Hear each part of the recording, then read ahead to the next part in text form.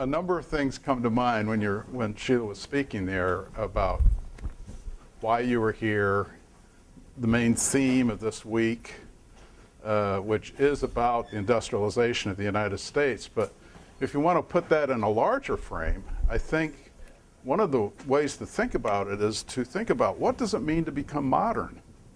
Because at the heart of all of this, the heart of modernity is the idea of mechanizing things, making things differently with machines rather than by hand. You know, that's what modern is. I mean, a lot of definitions will tell you that the rise of modern America, what does it entail? Well, first of all, it entails industrialization. You know, the manufacture of things with machinery, the introduction of steam-powered locomotion, blah, blah, blah. And also the rise of an urban industrial society, you know, built around cities. And that's, why do cities emerge? Why did Lowell emerge? You know, why did Lowell go from being a little farm village into a city of how many thousands of people by the 1860s? Had to do with these mills that were built here. You know, it's the mills, the industry that brought people in from the outer areas. And that is what really, I think, gives rise to this whole idea of what is it to be modern, the modern society. Now, there are a lot of other things that are connected with this. You can look at modernity in art, politics, you know, social reform movements. There are a lot of ways to cut this pie, but the one we're cutting this week has to do with industrialization, which is a very key component of it. Okay, I had no intention to say anything about that. Sheila says things and I react. I do blame it on you. Now, usually I like to begin my talk by saying this, is that when you read college-level American history textbooks, and you start to read about the industrialization of the United States after the War of 1812, pretty much after the War of 1812, during, after, right in that 1810s period, you'll see that most of these textbooks treat it from two perspectives. One is the advent of large textile manufacturing. Places like Lowell, places like Pawtucket, which is the earliest, going back to the 1790s, but really flowering here along the Merrimack River, not just at places like Lowell, but down the river at Lawrence and upriver at Manchester, New Hampshire, these big mill towns all along this river that really came to sort of epitomize what the new industrial society was going to be about. And Lowell especially is interesting for a lot of reasons, not just because it's big, but also it employed mainly women in the mills, which is that's a whole different subject. I'm going to get into that. But you know, you read about this in these textbooks. And the other thing you'll read about in textbooks is what is called the transportation revolution. You know, the advent of steamboats in America, basically an American invention, the coming of canals in the United States. And then, of course, the big one is the steam-powered railroad. And these are, you know, important events. There's no question about it. But to look at industrialization strictly from that two-phase perspective leaves a lot out. Now, I'm going to just stop for a second and say this. Again, no intention to intended to say this earlier, but I'm going to say it now. Why have textbook writers focused so much on textiles and on transportation? I've come to the conclusion, I haven't written about this yet, but I'm thinking about writing an article about this, that American historians have been copycats. That is, basically, they have been copying British historical writers who have, if you go back to the earliest historiography, if you don't know that word, the history of historical writing, historiography, if you look at how people have written about history over the last 100 or so years, you'll see that those who deal with the British industrialization emphasize textiles and transportation, especially steam power, okay? And what have American historians done? They've pretty much just taken that model and put it on the United States and said, this is how it happened. There's a lot of truth to that, by the way. The United States did copy a lot from Great Britain. Surely steam technologies were all British imports, a lot of machines, textile machinery, The textile machine that was used here was basically a copy of what already existed in England, okay? But American historians have picked up on that theme and sort of singled those two areas out to say, yeah, the same thing happened in the United States. Well, it did, but it didn't. There's more to it than that, and one of the main points I want to make is that there are many points of origin when you look at the industrialization of virtually any place, but surely the United States. There are many points of origin. I gave a talk last year out near Detroit, and the guy who preceded me was talking about how did that area around Detroit become the great industrial area that it became in the early 20th century.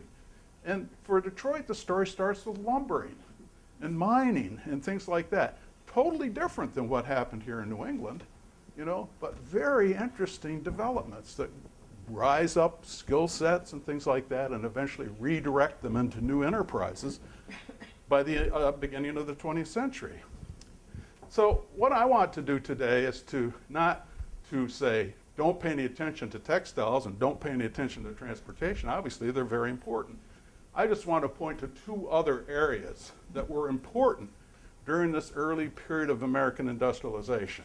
What is that period in terms of chronology? I'm talking about the years roughly between the end of the War of 1812 and the advent of the American Civil War, 1815, 1861.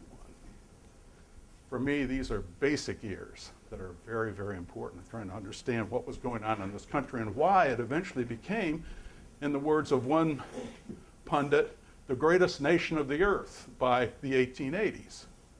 And it was the greatest nation of the earth in this person's mind because it had become a great industrial nation, greater than Britain, greater than Germany. Well, maybe, but it surely had taken big steps during the 19th century. The two areas I want to talk about, one has to do with what a historian has called the communications revolution of the pre-Civil War period. There's a book, trying to remember his name, I hope I've written it down here, Daniel Walker Howe. Have any of you read his book called What Hath God Wrought? I saw you nodding, so you know what I'm getting at here. Daniel Walker Howe is a historian who taught for many years at UCLA, and he published this book about 6 years ago, I guess, called What Hath God Wrought? And it's a general history of the United States between the end of the War of 1812 and 1848. And in it, he propounds this thesis about the advent of the communications revolution. Now, I'll stop by telling a story. I got a few minutes to talk about stuff. I like to take excursions, and I do the same thing in class. But, I was asked to review this book for a journal called Technology and Culture. And I thought, well, it's right down my alley. These are the years I work in. You know, I should know something about this. So I agreed to do it, and not paying any attention to what series it was in or anything like that. And it arrived in the mail, and it was an 850-page book. And I went, oh, shit. You know, that was the last thing I needed, was a long book to have to read and then review. So I thought, well, I just don't have time to read all of this and write a review. I'll just read the first chapter and dip into a couple of other chapters and read the concluding chapter, look at the index to see if there are any things of interest to me, and then I'll write a perfunctory review. Well, I started to read this book, and I could not put it down. I couldn't put it down. I literally read not just every page, I read every footnote in the book. It was really very interesting for a number of different reasons. One of them has to do with this interpretation of Andrew Jackson and his treatment of Indians. Really, if you read, I mean, I never liked Andrew Jackson, and now I really don't like Andrew Jackson, based on what is said in this book. But it makes sense to me for the first time about what the Indian removal process was about. You know, what were the reasonings and the forces behind it. The women's rights movement that was emerging during this period is extremely well treated. In fact, if I recollect correctly, I think the book ends with a discussion of the famous Seneca Conference and Elizabeth Cady Stanton and the emergence of this movement that was taking place during the 1840s. Just filled with great information like that, and it's knitted together in a way that it reads like, well, maybe not like a novel, but as a history book, it really reads extremely well, I think. So I strongly recommend this book. If you want to read one book about the period between 1815 and 1850s, this is the book, no question about it. It's a big book, but you don't have to read it all at once. Read a chapter every week or two, you know. It's really worth it. Can't recommend it more highly. Anyway, in this book, Howe propounds what he calls the communications revolution thesis. And for him, the communications revolution took place in these years after the War of 1812. And what did it consist of? It consisted of, first of all, the introduction of printing, steam-powered printing. These large rotary presses were capable of spewing out printed materials by the thousands compared to one single press page at a time that had been used back in Benjamin Franklin's era. You know, the new technology just completely changed printing, completely changed it.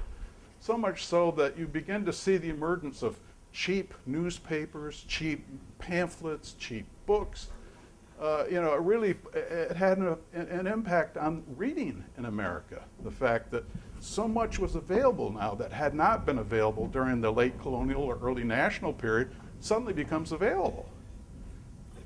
Big change from a lot of different perspectives. One of the most important is that it's during this period, in fact, one could, if I was a technological determinist, which I don't think I am, though I think technology is extremely important, but if I was a technological determinist, I could make a pretty persuasive argument that this new printing technology was one of the impetuses behind the great reform movements of this pre-Civil War period. Pacifism, women's rights, temperance, and most important of all, abolitionism. Because what did it do? It made pamphleteering possible, these reform groups, and they just started printing up their tracts and distributing them all over the country. And of course, if you recollect for a minute, one of the great firestorms of discussion that blew up during the late 20s and early 30s was the distribution of these tracts through the mails, especially in states like South Carolina, where they were being eventually seized because, you know, South Carolinians did not want that literature distributed in their slave-owning society. But that aspect of printing had an enormous impact.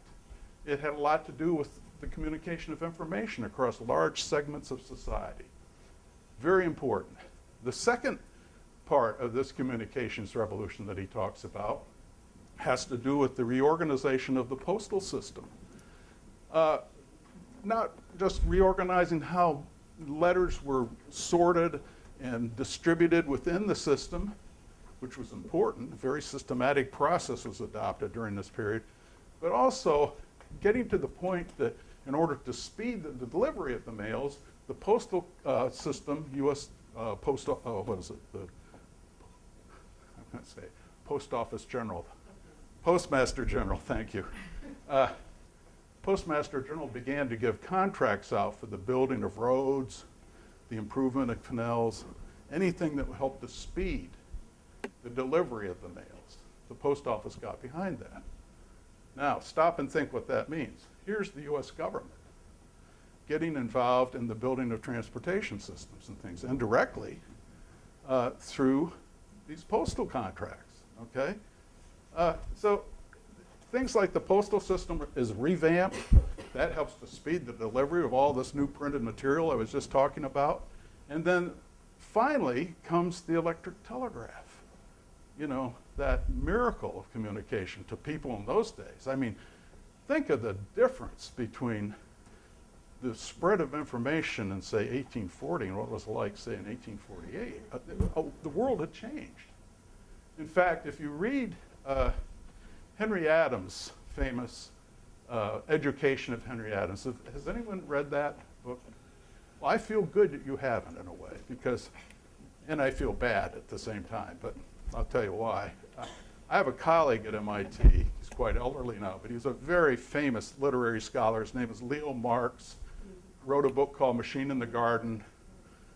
Master teacher, great scholar, someone I have admired all my life. And when I was offered a job at MIT, the main thrill that I had about going there was I was going to be Leo Marx's colleague. That's how important he was to me, okay?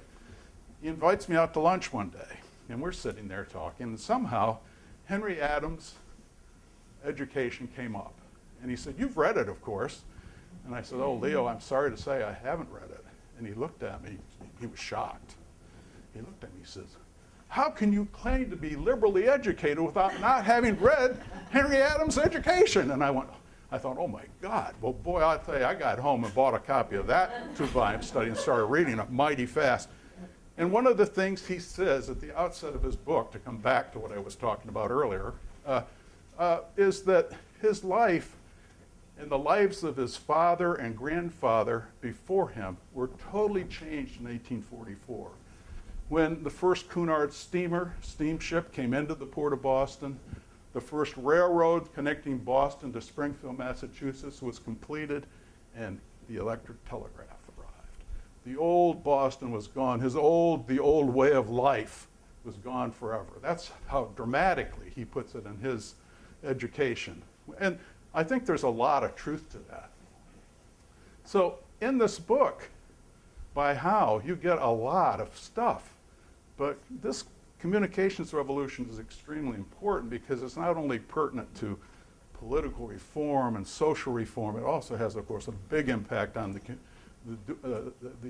conduct of business. Think of how business people took advantage of these new technologies to speed the flow of information from one place to another. And I'll come back to that in a minute because it's pertinent to one of the cases I want to talk about. But it's important. Now, the second case, I'm going to refer you to his book for more information because it's just worth reading, period. If you want to do more, that's the book to read. The second case that I want to talk about has to do with, again, another government-sponsored technology that took place after the War of 1812 and was well in place by the 1850s. And that's the development of interchangeable parts manufacture and the tremendous impact that had, not just for making things with interchangeable parts, but for other things. And here, perhaps it's best to mention right at the outset that Eli Whitney did not invent interchangeable parts. You read this in most of your textbooks, probably, I don't know, well, almost everything I open up and read, even in my field, still says this. It's just not true. Eli Whitney was a proponent of the idea, but he never made a gun with interchangeable parts. And the reason I can say that is that when I was a young fellow, I had the good fortune to have a fellowship at the National Museum of American History, then called the Museum of History and Technology, at the Smithsonian. And the curator who was overseeing me when I was working on my dissertation was an expert in machine tools, the most knowledgeable person about machine tools that I've ever met. And one day, he had been writing about Whitney and proving that indeed Whitney had not been making guns with interchangeable parts. He got out from the collection, I can't remember, it was 5 or 6 of these old Whitney military muskets that he had contracted for in the late 1790s and finished his delivery of 10,000 guns in 1809, much later than he had ever promised to deliver. But in any case, he took these guns apart and tried to switch their parts. That's the best test you can have, okay? They weren't even approximately interchangeable because each part was numbered with a Roman numeral, especially the working mechanism, the firing where the trigger and the lock are located. The interior of that lock area is made up of all these little pieces that have to work like clockwork in order for the gun to fire. And these parts were all numbered, which meant one thing, was that they were not interchangeable. Each one was individually filed and fitted so that Roman numeral 6s would fit Roman numeral 6, but they would not fit Roman numeral 4. So if you start to change, Roman numeral 3 with number 6 and all that, they just don't come together. End of story. Whitney is important nonetheless because he was a proponent of the idea. He sold a lot of government officials on the idea of doing it, but he himself never did it. So that's lesson number 2, maybe. Hopefully you'll carry some of this to your classrooms. And that's the most persistent myth in my area that I get so upset about. Anyway, enough of that. Now, how to tell the story of interchangeable manufacturing? Probably the best place to begin is to start with an event that happened near the, well, almost at the end of the process rather than the beginning. It's the London Crystal Palace exhibition, the great exhibition of all nations that took place under Prince Consort Albert's direction in 1851. And at this exhibition, all the major nations of Europe were there exhibiting their fine wares. The United States was there exhibiting its wares, but the British magazine Punch was making great fun of the United States for the simplicity and sort of bumpkinness of the stuff that was being exhibited by the Americans. You know, here were the French with Sèvres china, and here were the Germans with the famous, I forget the names of the very beautifully crafted porcelain figures and things like that. You know, or the artworks from Russia, trying to remember the famous enamel things from Russia. What is it? Fabergé. You know, stuff like that was being exhibited by the great European nations. Highly beautiful stuff. Nothing like that coming from the United States. What do you have from the U.S.? Let's see, Prince Henry County plug tobacco, apple peelers, you know, stuff like that. And the American in charge of building the exhibits got very embarrassed and started writing home about, God, we got to do something. We're looking bad here. And so there was a big push to send more stuff over there, you know, and none of it seemed to be doing much good. By that time, Britain was just kind of thumbing its nose at the Americans and saying, well, Johnny, you've got a lot to learn from us, basically. So there were competitions that were beginning to be held. And one of the first big competitions was for reaping grain. And a guy named Cyrus McCormick from Chicago won a prize, beat out the competition for reaping grain. There were, I don't know how many in the competition, not a lot, 4 or 5, but he won, got a gold medal. And then there was a locksmith, a lockmaker from New York, a guy named Alfred Hobbs, who was making padlocks, mainly based on this armory technology that I'm going to talk about in a minute. But he was making padlocks, and there was a prize that was put up by one of the leading British locksmiths in Great Britain, a guy named Joseph Brahman. And he put up a prize of, I don't know, 200 or 300 pounds. It was a significant amount of money. I mean, 200 or 300 pounds today is a lot of money, but then it was a lot of money, okay, if somebody could pick his locks. And damned if Hobbs didn't succeed in picking Brahman's lock. Well, suddenly the banks of England got very nervous because his locks were guarding all the vaults in the country. Okay? And Hobbs, being the enterprising Yankee that he was, immediately moved his shop to London to pick up some of this business, you know. And so that turned a few British heads. And then there were people like Samuel Colt in London exhibiting his new, well, not really new, but you know, it's 20 years old, revolving pistols that were, for their day, the most sophisticated firearm of the day. And Colt, being the great, Colt is one of the first, I think, modern marketeers. That is, he knew how to market a product.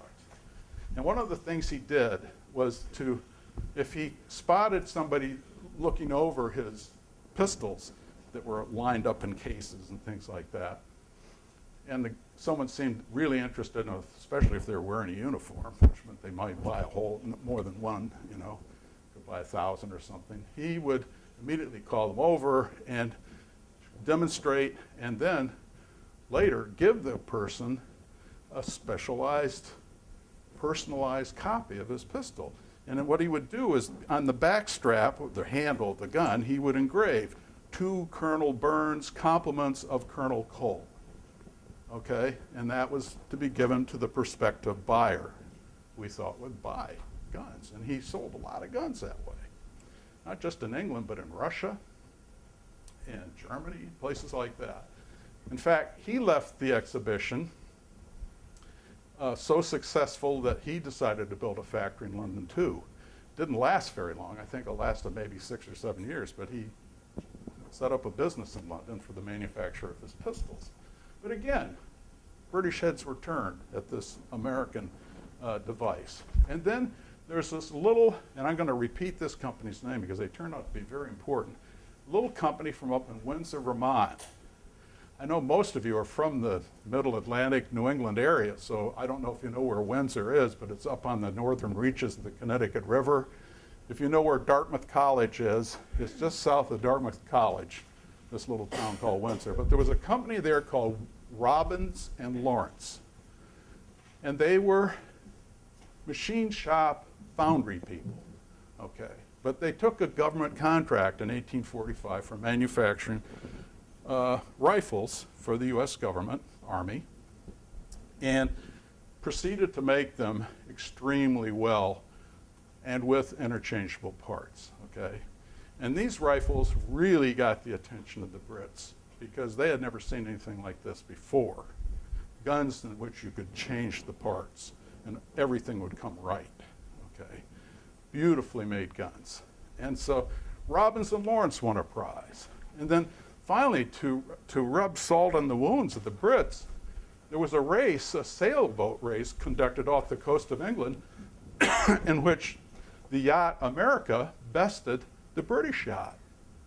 And that was the beginning of what we now know as the America's Cup. That's where the term comes from, the America's Cup. So having entered that exhibit, you know, looking pretty silly, the Americans left it looking pretty good. So much so that the British government organized several groups of, I wouldn't call them commissions, but visitors to come to the United States to see what was going on. And one of the most famous of these groups was a committee that was actually organized and funded by Parliament, and it was called the Committee on the Machinery of the United States of America. They wanted to know, how did these Americans succeed in making guns with interchangeable parts, especially guns with interchangeable parts, but more generally, how were Americans doing so much so fast with machinery? They were catching up and the Brits were worried.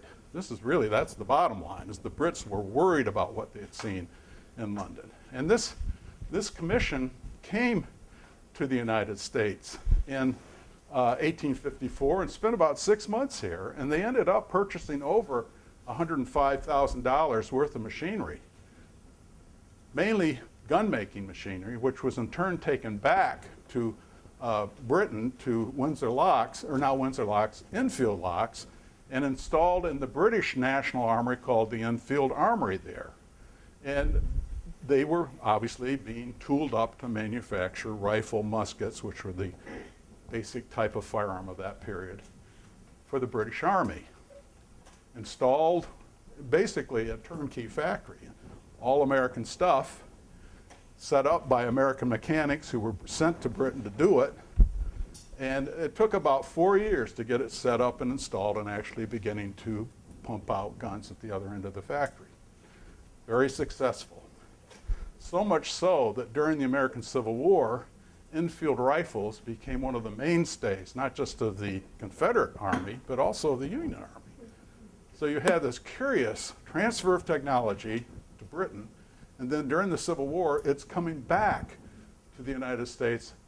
If there had not been an Enfield rifle, the South could not have lasted for 3 years, 4 years.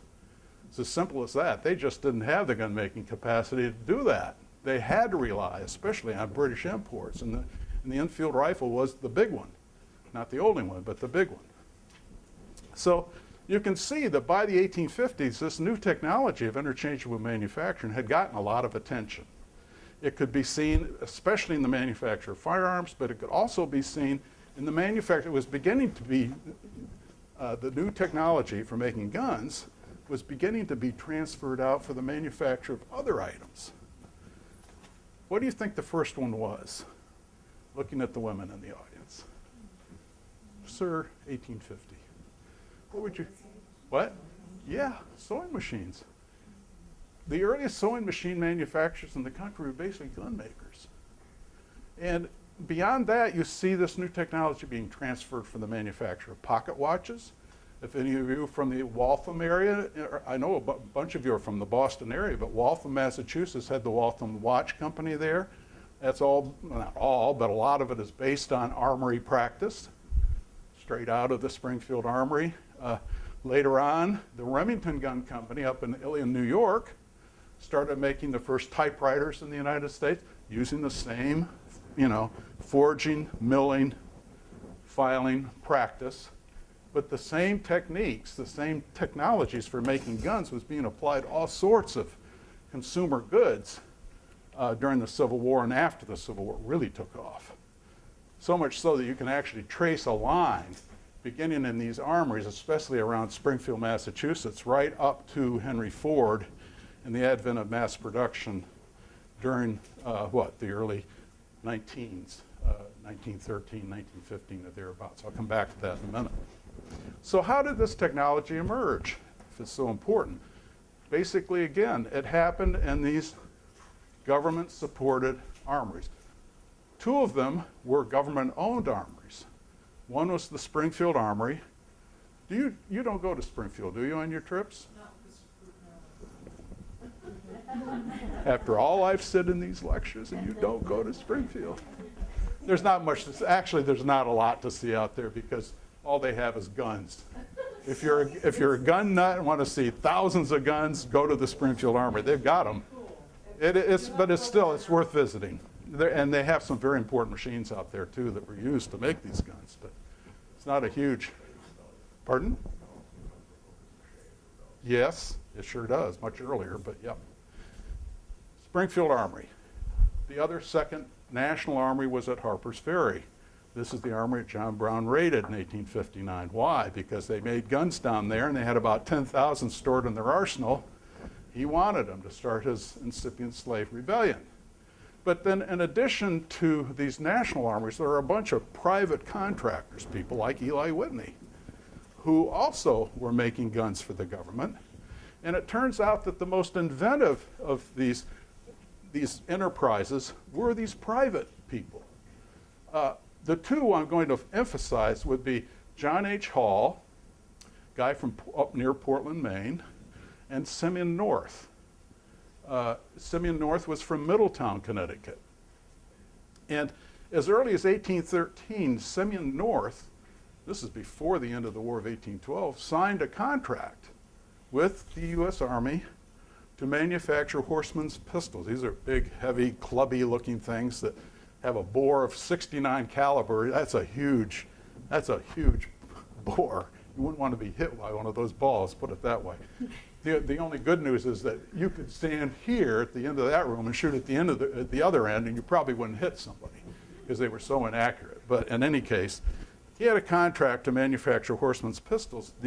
The lock mechanism, or the firing mechanism of which he claimed he could make with interchangeable parts. And there have been copies found that are unmarked parts, which would indicate that he did succeed in doing this to a certain extent. His is the first example of any serious interchangeable manufacturing going on in the United States, circa 1813 to 1816, okay? The next big step came by this guy named Hall from up near Portland.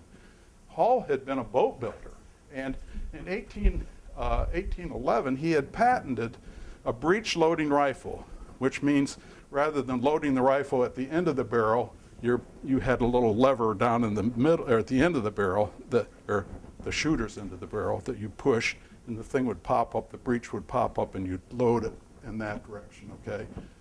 Simple thing to do. Well, he claimed he could make his gun with interchangeable parts, and he tried for a long time to get a government contract to try to do this, because he couldn't afford to do it. He needed government support. And finally, in 1819, he got a contract.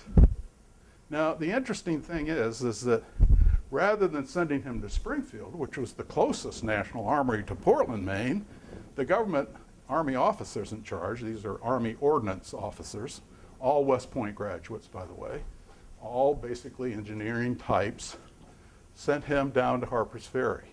Why did they do that? Because they considered Hall's contract for 1,000 guns an experiment.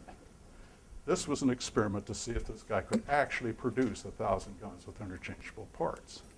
And they wanted him close so they could keep an eye on him. And over the course of the next 6 years, he succeeded in making a lot of 1,000 of these rifles, relatively small number, but bigger than 6, bigger than 20, 1,000 guns with interchangeable parts. And the story of that is very well documented because when he finished that 1,000 gun thing, the Ordnance Department immediately set up an investigatory commission to go out there and see what was going on. And this commission wrote a rave review of the processes that Hall was introducing out there. Original machine tools, very sophisticated gauges for verifying parts. You had to have gauges for testing parts to make sure they're maintaining their accuracy and things like that. Very successful. And the guy who chaired this committee, nonetheless, was a guy named Carrington, who had been Eli Whitney's shop foreman. And he writes in his report, "I have never in my life seen anything like this." Now, if Eli Whitney had been making interchangeable parts, Mr. Carrington surely would have not said that in the report, but this was something new and different. So that was the second stage in the development, okay? As Sheila mentioned earlier, when you look at technological change, you're not talking about great revolutions that happen within the space of a year or even 5 years. You're usually looking at incremental changes over the space of 30 years or more, okay?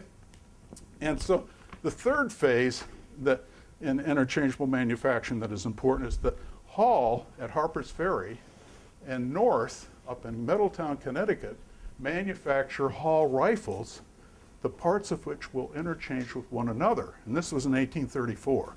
That's a big step. When two widely separated armories can manufacture items with whose parts will interchange with one another, then you've accomplished something, okay? Then the final stage basically happens at the Springfield Armory.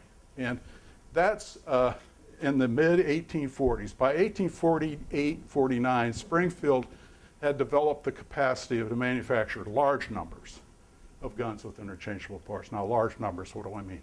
10,000, 13,000, thereabouts, much larger in number. By 1851, that technology was in place. Went to London. People, were taken by it. And they should have been. It was very sophisticated. Nothing like it in the world. The irony of all this is that new technology, the idea of interchangeable manufacturing, really wasn't an American invention. The original idea was French. It had been brought over from France during the French Revolution because the people who were supporting that new technology had to get the hell out of the country to keep their heads intact, and brought the idea to the United States, sold it to the War Department, and the rest, as they say, is history. But the important point there is the role that the government played in all this, too. One of the things I keep saying I'm going to write is an essay called, "Is Big Government Bad for Business?"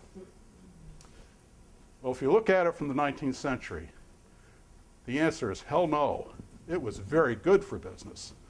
And this story is part of that whole answer, but you could say the same thing for railroads. I'm getting way, way off track here, but I'll say one thing.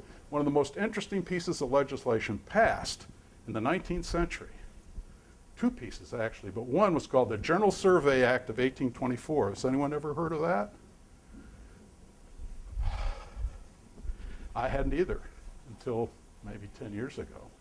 But basically what that act did was to allow the Army Corps of Engineers to second their Army officers out to privately owned railroads to survey and initiate construction on railroads. That's a big deal. That means that people like George Washington Whistler, he's Whistler's father, the famous artist's father was an Army engineer, we're going out to work on the Baltimore and Ohio Railroad, build the first 30 miles of the railroad, and then eventually the railroad took over and built the rest of it, okay? But they tutored these private corporations in the building of railroads. over 50 railroads prior to the Civil War were built using that process. Army engineers working for private corporations, being paid by the federal government, and taking all the government books and papers, planning papers and things like that, and putting them to work for the private corporations. So again, an important example of how one of the most important technologies of the 19th century, railroads, had a big input of government support. To say nothing of the land grant stuff that happened after the Civil War with the transcontinentals, which is a whole other story, okay? So here you have this new technology being introduced.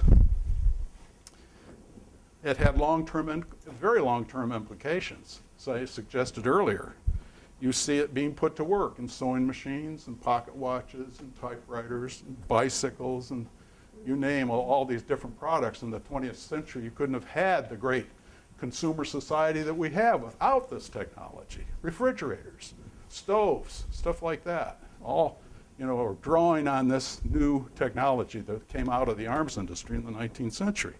But one of the best ways to illustrate this, I think, is to look at a very specific example and show you how this new technology sort of morphs out into the society. And the example I want to tell you about is the Sharps Rifle Company.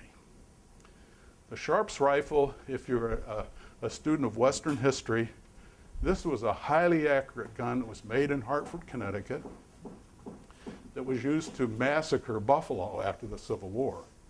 It was called the Buffalo Rifle by many people. And the Sharps Company was originally located down in Hartford, Connecticut. Interestingly, the factory that Sharps owned was built by this little company up in Windsor, Vermont called Robbins and Lawrence. Here we go back again to that 1851 exhibit company. They built that factory. And during the Civil War, the Sharps Rifle Company couldn't make enough guns.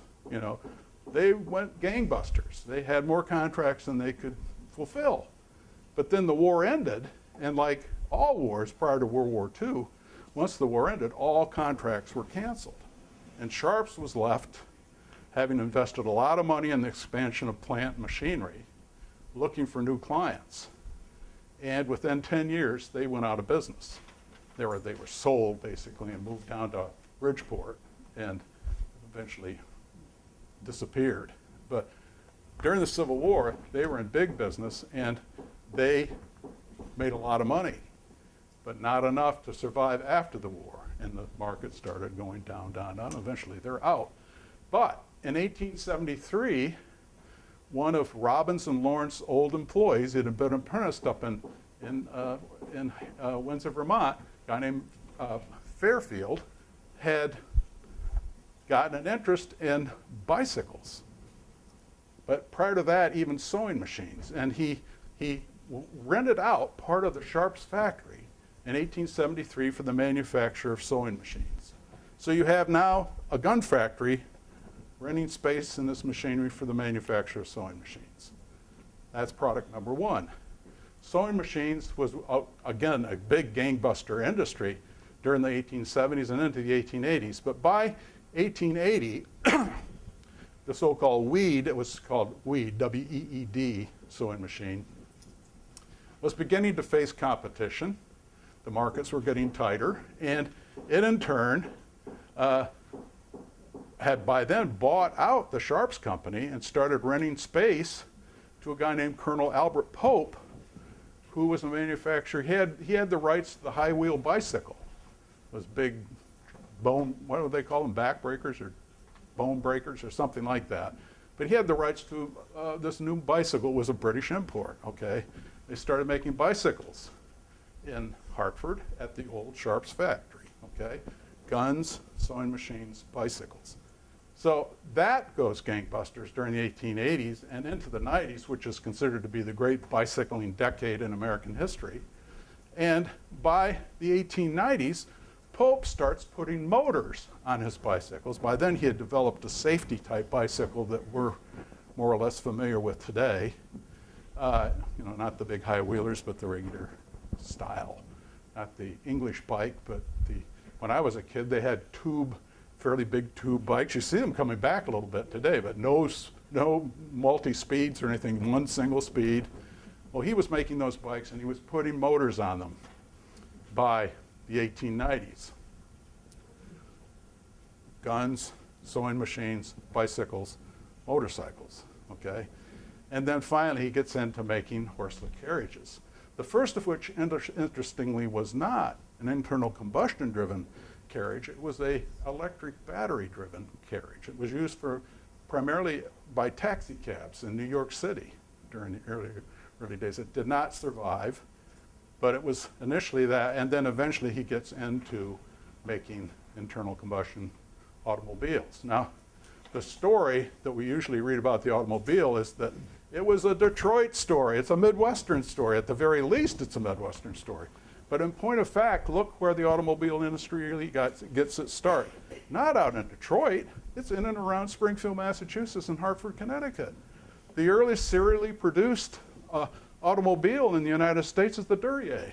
And the Duryea was made in Springfield, Massachusetts by who? A gun maker named Stevens. So you can see that this new technology of arms making had this tremendous spin-off effect in a lot of different directions. I'm just using that Sharps example as one example, but you know, it had a lot of spin-off effects.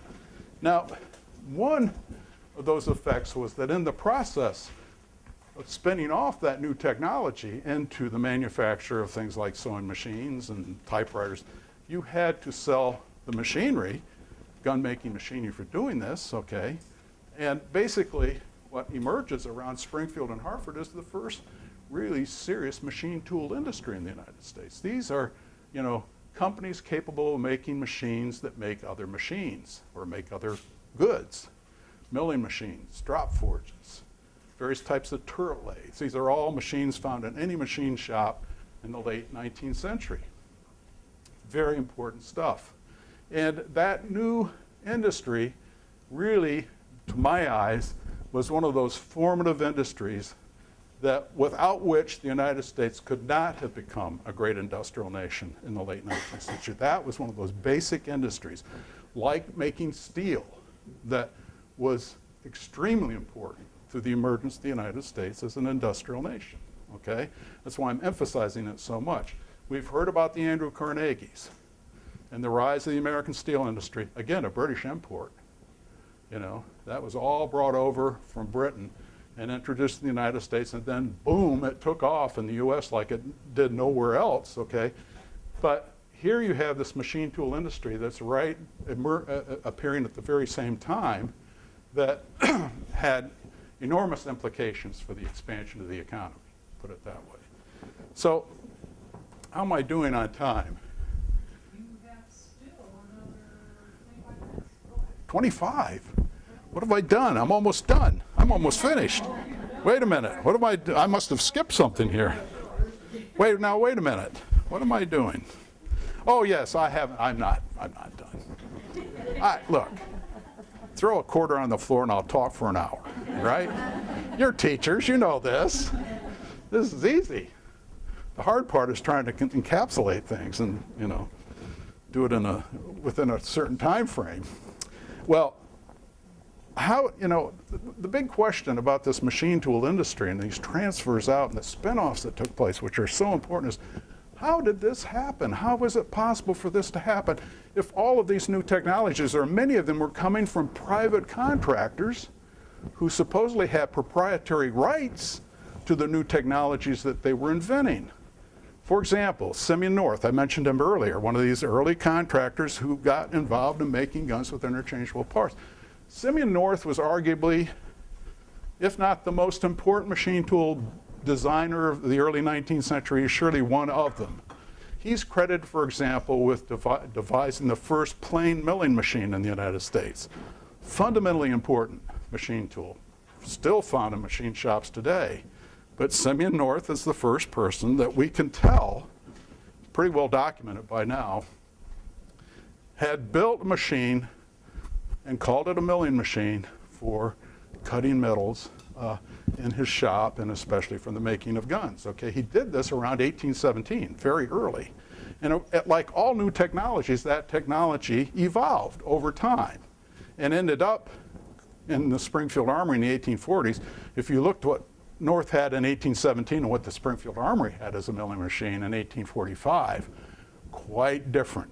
Different types of feeds, different types of cutters, but nonetheless, a very important machine tool. Hall at Harper's Ferry was also an extremely talented machine designer. He not only developed plain milling machines, having visited North. By the way, here's another important thing. These guys were visiting one another all the time. John Hall knew what was going on up in North's works in Middletown, Connecticut before he went to Harper's Ferry. Paid a visit, had heard about this guy, interesting guy. And in those days, the shops were open.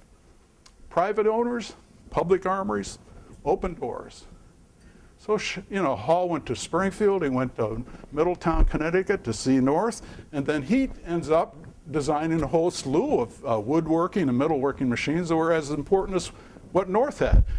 And probably the most important thing he did was that he devised 60 gauges for actually verifying the parts that he was working on with these various machines.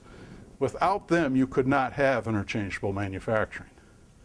Extremely important to have verifying gauges because even with machine tools at that time, you had to do some filing to get the parts to fit properly into the gauges. Gauges are extremely important in order to maintain uniformity here. That's the key, okay? And Hall, one of his great contributions was developing these gauges for the manufacture of his rifle, which in turn were used to, again, transferred back to Springfield. In 1847, when the Springfield Armory was making 10,000 guns, it was using 60 gauges. We see it going on today. That is something that has maintained itself over the many years. If you go out to the electronics industry in California, the Silicon Valley, or if you went to Route 128 around here in Boston during the 1970s and 80s, you would have seen the same thing taking place. People move from firm to firm. People interact with one another. Information is transferred that way. And that's basically how this incremental process of change takes place, almost in every industry, I can't think of one in which it hasn't happened, actually. I'm sure there must be, but I'm not aware of it. So it's an important, a very important development that's taking place there. Now, why, how did this spread? How was this essentially proprietary information that Hall and North had, how did that move out and to become public information? Yes, so that's what I'm saying, is basically the machine tool industry arises because private proprietary knowledge somehow became public knowledge. And how did that happen? They contracted with the U.S. Army Ordnance Department.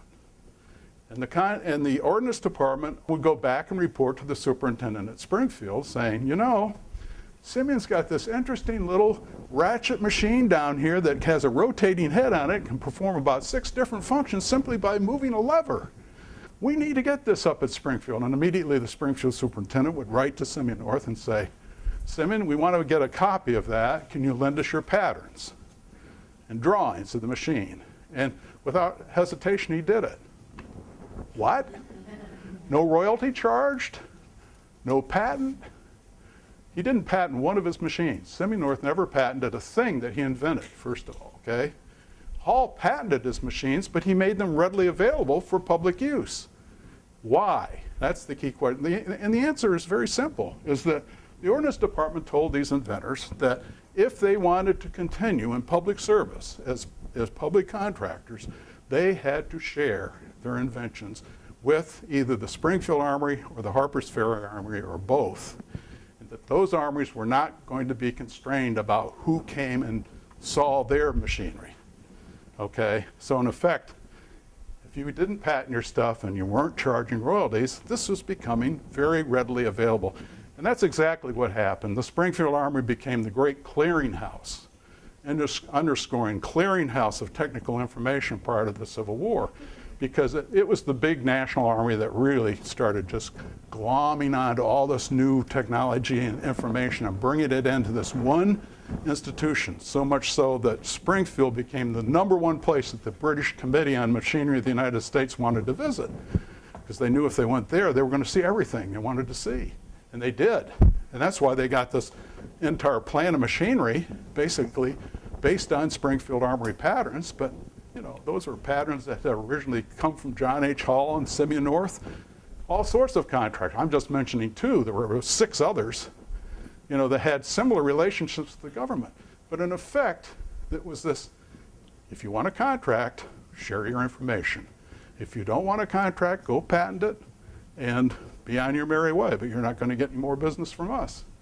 And because Army contracting in those days was one of the few, you know, what would you say, sustaining forms of income that these gun makers could get, they went along with it. I know of only one example of someone who invented important machinery, extremely important machinery, decided to patent it, and decided to charge the government. His name was Thomas Blanchard. He came from Millbury, Massachusetts. He was an ingenious designer of woodworking machinery, basically. And he developed a set of 13 different machines capable of turning the wooden gun stocks on all firearms were basically cut with this machinery. And he had the government over a barrel because he patented this stuff, and he said, look, if you want to use my machines, you're going to have to pay me a royalty of 25 cents a stock. 25 cents a stock in 1825? Think how much money he made on that when they're making $10,000 a year in that one armory, okay? And he made it work because there was no other choice other than to make these gun stocks by hand, which was much more expensive than paying the royalty and doing it by machine. And so Blanchard actually did maintain this proprietary hold on his inventions. But Hall, North, and many others didn't. And that's why today, if you try to write a history of machine tools in the United States and think that you can get that information out of patent records, you're wrong. You will not find a patent on the earliest milling machines. They just don't exist because they weren't patented. And there are other machines like that, you know.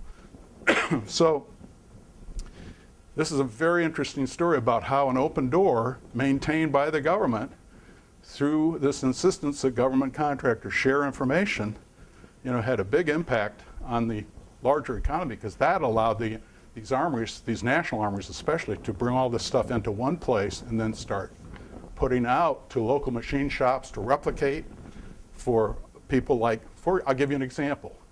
Every year, the Shaker community from Canterbury, New Hampshire, used to visit the Springfield Armory. Go down and see what was new and different there, because there might be something they could use in either their carpentry shops or running washing machines or whatever they might have that could be useful. And lo and behold, they didn't find a lot down there that was useful, but it was valuable enough that they sent people down every year, free entry, you know, buy a few things at local machine shops based on Springfield Armory patterns.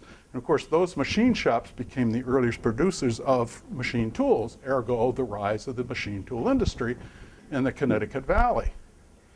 Companies like Pratt & Whitney, Jones & Lamson up in Springfield, Vermont, and Brown & Sharp down in Providence. These are 3 major machine tool firms of the 20th century that evolved directly out of the arms industry in the 19th century.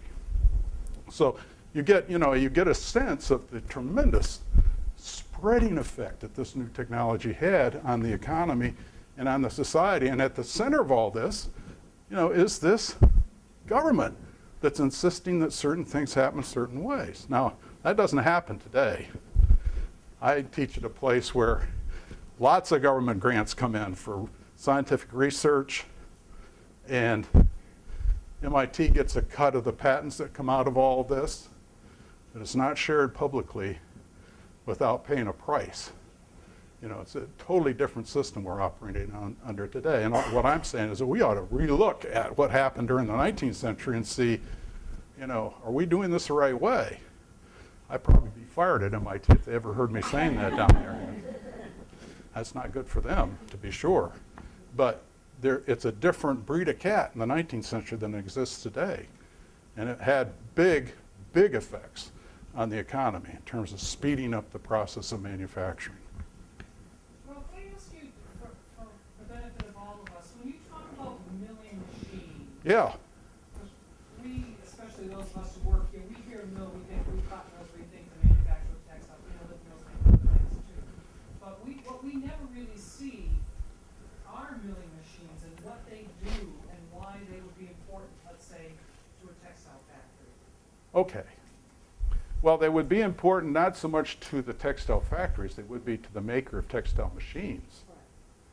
Lowell Machine Shop, which is part of this large complex here, would have had milling machines in it because they were useful in cutting parts that would have gone into the actual making of textile machines, whether it's a spinning machine or a power loom or what it might be, could have taken advantage of that type of technology and, used it. Not every machine used in the arms industry would have been put to work in making textile machines, but some of them would be. And so they were useful in that regard. It's interesting, for example, that you mentioned the textile industry because when you look at the machine tool industry in the United States, where do you look? What comes out of the textile industry in terms of machine tools? And what comes out basically at the Lowell Machine Shop and places like that are replicas of British machine tools. So much in the textile industry depended on importations and then extrapolations on British machines. Not to say the Americans were backward, they just did. They borrowed heavily from Britain. That British committee that came to the United States in 1851, they not only visited Springfield and Hartford, they came to Lowell and down to Philadelphia and Richmond and out to Wheeling, West Virginia and Buffalo. They scoured the country. And what they did, it's interesting, in their report, which they published in 1855, it was about a 125-page report, roughly a third of it was devoted to the arms industry, the Springfield Armory especially. And then they come to Lowell. I mentioned this in other lectures, but they come to Lowell and they say, beautiful factories, sophisticated machinery, but nothing that we haven't already seen in Great Britain. Because what is it? It's it's a draw off, an improvement on British technology.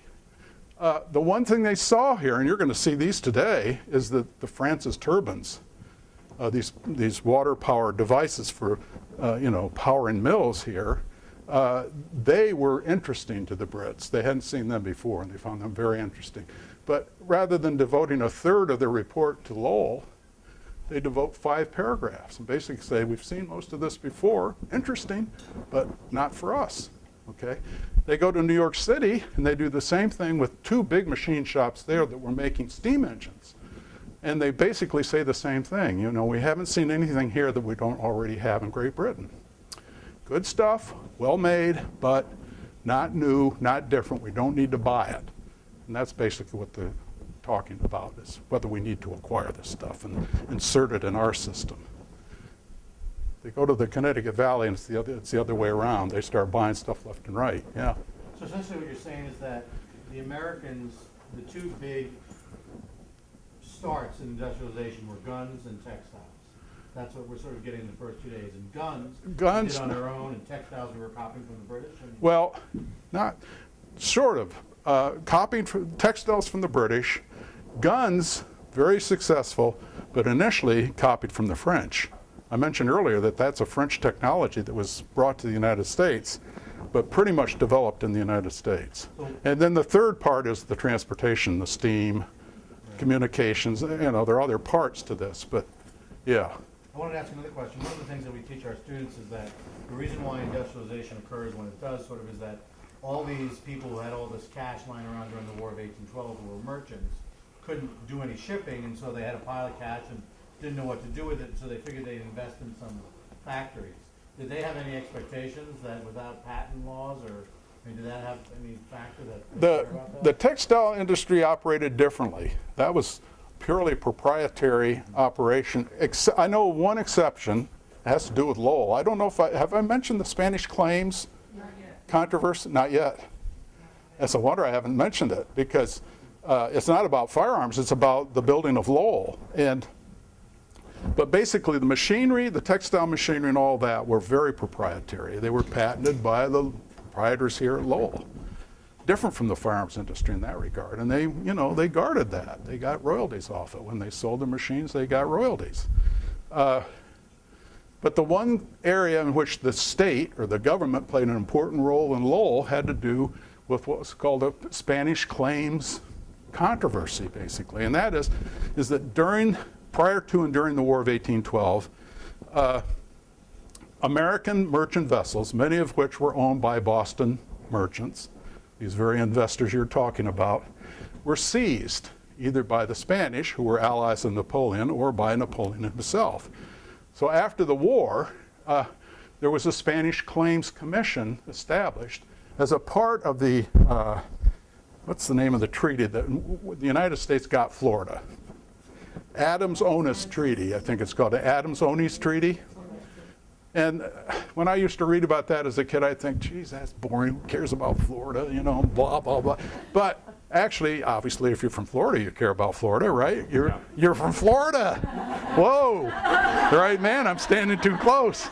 Anyway, you know, it's an important treaty, but I never noticed in it that as a part of that treaty, as part of the exchange between the Spanish and Florida and the United States, that there was going to be a special claims commission set up that would take care of these claims that were being made by American merchants against Spain for seizing their vessels during the war.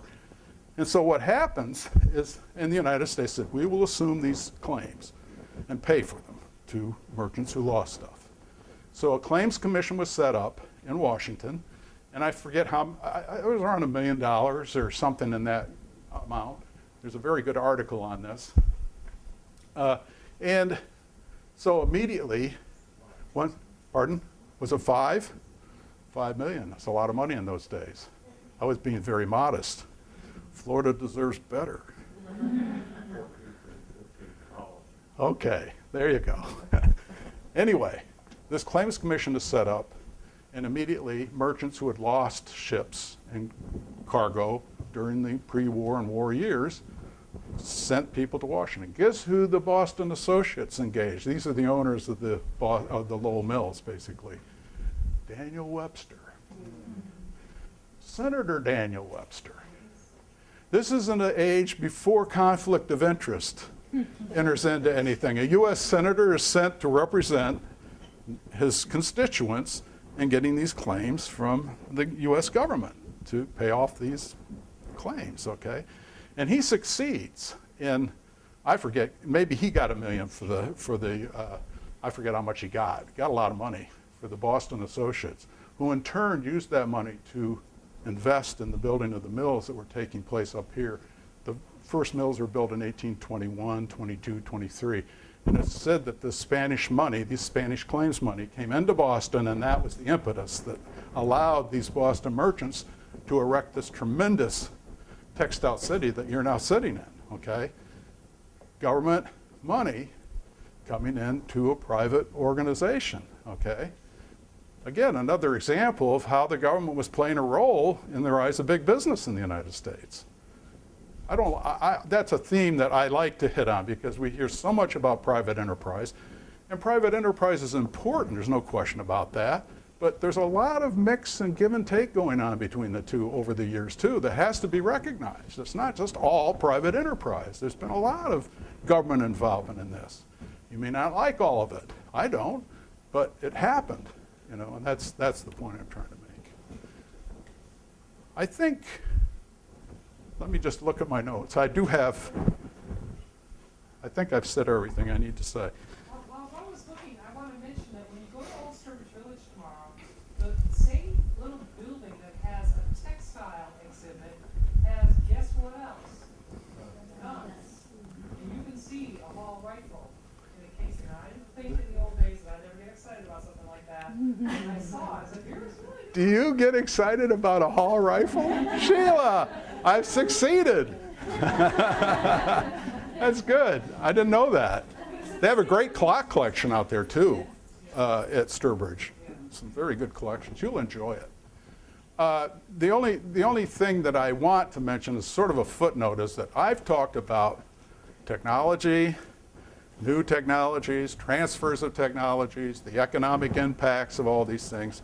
Good, that's what I wanted to do. But I haven't talked about all the things that are connected with us. I've said nothing about the labor story here, for example. There is a labor story connected with this. Just in brief, is there much time left? Or? You have till 10:15. Okay, I can do So it. 5 minutes. Yep. Well, the one thing I wanted to say is that, you know, it's often said that there's this labor management tension, which there is in the 19th century, and it really becomes serious after the Civil War, but it existed prior to the Civil War. Think, for example, that when you're introducing these new machines at these armories, and that an armorer who had been filing parts, that might have taken him an hour to file one part, could, with a milling machine, do the same amount of work in a tenth of the time. In other words, for one part, he was now producing 10 parts. He was being paid by the piece, by the way. So if he was getting 3 cents for filing, when the machine was first introduced, he's still getting 3 cents for producing 10 in the same amount of time. He's really increased his income, okay? These armorers are not stupid. Basically, what they do is that they begin to moderate the amount of work that they produce over a month's time. They were paid on a monthly basis by the piece, and so much so that their income went up, but it didn't go out of sight. And it took the Army not a long time, a year or two, to figure out that, hey, these guys are making more money. They're coming to work less, because what happened was that if you don't need to produce as much work and get paid the same amount, you don't need to come to the plant that often. So people were coming into the plant maybe at 6 in the morning and leaving at 10, producing what they needed to produce to make the income that they wanted. They weren't trying to maximize their profits, in other words, and then taking the rest of the day off to go farm. Many of them were farmers, small farmers, or hunt or fish or whatever they wanted to do. And of course, that was eventually discovered by the Ordnance Department, and piece rates were cut. You know what happens when piece rates are cut? Laborers get pissed off. You know, why should they have their pieces cut? You know, and so you get into arguments like that. At the same time that's going on, during the development of these new machines at various armories, it's not just the Simeon North and John H. Halls and the superintendents at Springfield who are developing these machines. These are shop floor workers who are down there working on these milling machines, trying to improve them. In other words, they're not anti-machinery. They're invested in this stuff. And they're very, in effect, productive of the new technology that's actually, you know, being used and put on the shop floor.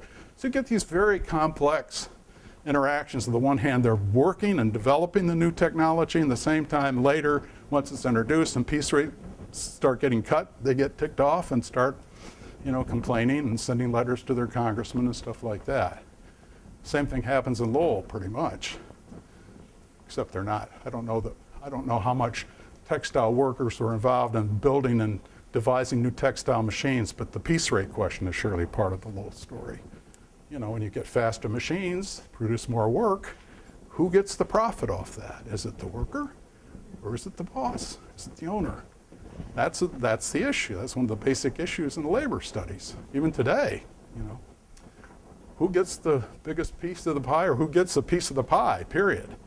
That's an issue, and that goes back to the very earliest days of, you know, of this whole industrialization process. Happened in the armories, happened in textiles, happens everywhere. The other thing I wanted to mention that I didn't talk about is the management side of this. There is a managerial story to this too. You know, how these factories were organized. But that's a whole different story. You can get a good sense of that if you read a book by Alfred Chandler called The Visible Hand. Some of you are nodding there. But Al Chandler wrote about that in his book. So, enough. Enough.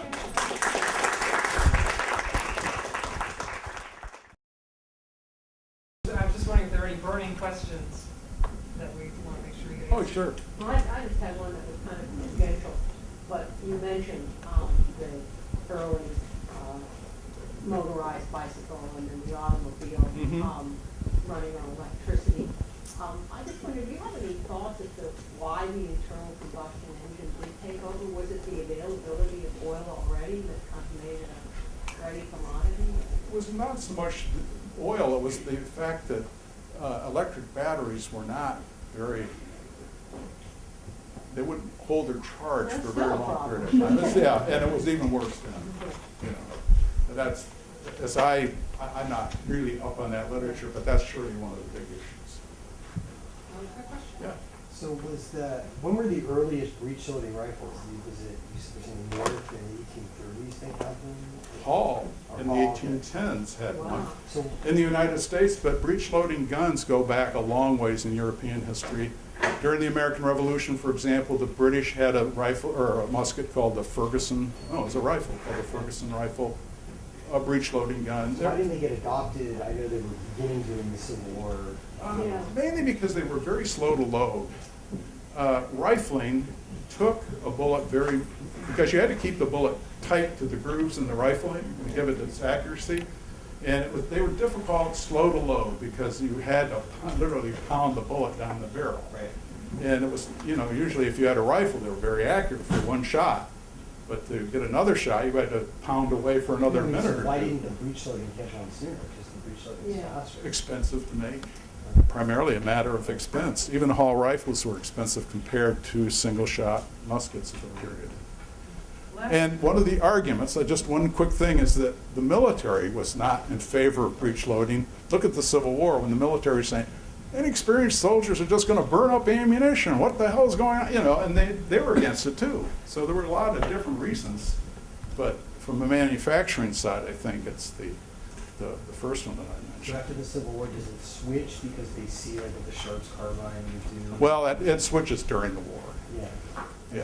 See if we can take maybe one last Yeah. question. Yeah. My father loves history and loves signed books, so would you sign your book? Oh, sure. Jeez.